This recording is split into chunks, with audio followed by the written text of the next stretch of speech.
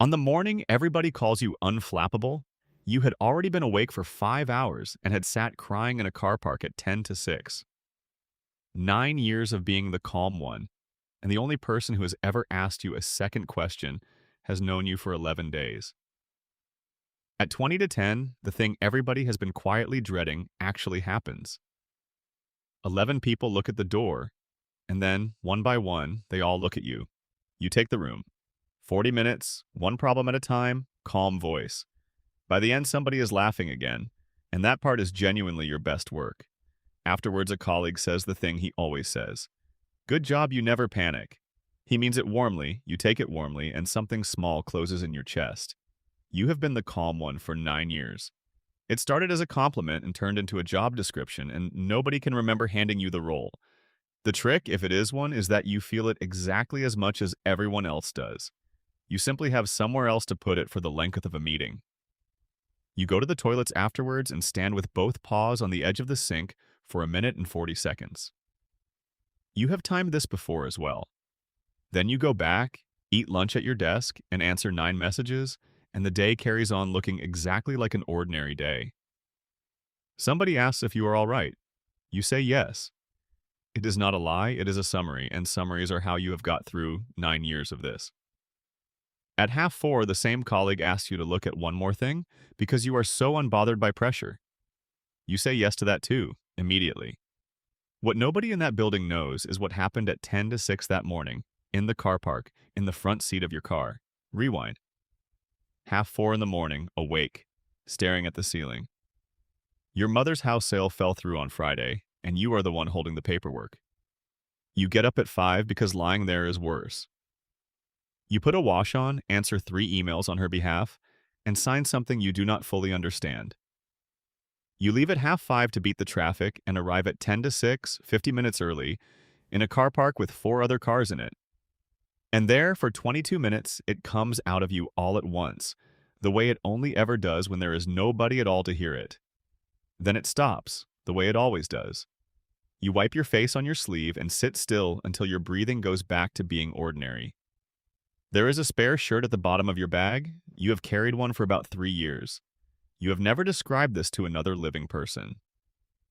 At 20 past 6, you go in, put the kettle on, and set out mugs for people who will not arrive for another hour and a half. By the time the room fills up, you are the calm one again. Not pretending.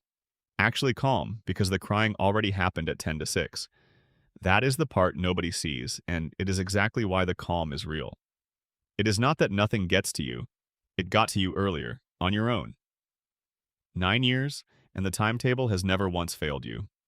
Something else is failing, quietly, and it takes 3 more weeks to show itself. Over 3 weeks you start counting, half as a joke. 11 different people describe you as calm, steady, or unbothered. Not one has ever seen you upset. Your oldest friend rings on a Wednesday and talks for 50 minutes about a breakup. You are good at it. You ask the right question twice. At the end, she says you are so easy to talk to, and then she has to go, and you sit there holding the phone for a while afterwards. You are not angry with her. That is the frustrating part. She has done nothing wrong. Nobody in this entire story has done anything wrong. You try once at a pub table. You start a sentence with the word actually, and somebody arrives with drinks, and you never get back to it. You try again in a message and delete it because written down it looks like a complaint about people who have only ever been kind to you. The sleep goes first, not dramatically.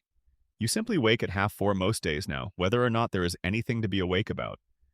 You start arriving early on days when there is no traffic to beat, sitting in the car park, not crying, and going in anyway. A new starter joins the team. 11 days in, she asks how you are, and you give her the summary, and she says right, and does not move. She just keeps standing there, holding 2 coffees, with apparently nowhere on earth she needs to be. She asks again. Same question, different words. And because she has known you 11 days, none of your 9 years of history is standing in the room with you. That is the strange gift of a stranger. There is no version of you that they are quietly expecting you to carry on being. You tell her about the house sale, the paperwork, the 3:30 mornings. You keep it factual. Your voice goes odd twice, and you carry on anyway. 4 minutes in a stairwell, holding a coffee that goes cold. It is the longest anybody has let you talk about yourself all year. She does not fix any of it. She says that sounds like a lot to be carrying on your own, and then she says nothing else at all. You go back to your desk. Nothing has changed. The house sale is still broken, and your mother still rings at 8:30 every single evening. But on Thursday, in a meeting, somebody asks whether you can take on one more thing, and you hear yourself say that you cannot, not this week. The room does not go silent. Nobody thinks less of you. One person nods and offers to take it instead, and it takes him about 9 seconds. 9 years is how long you carried the calm without anybody asking whether you wanted it. 9 seconds is how long the first no actually took. You still sit in the car park some mornings. The difference is that one person in that building now knows the car park exists. If you are the calm one, tell me what time you actually get up. I think a lot of us are going to recognize each other down here.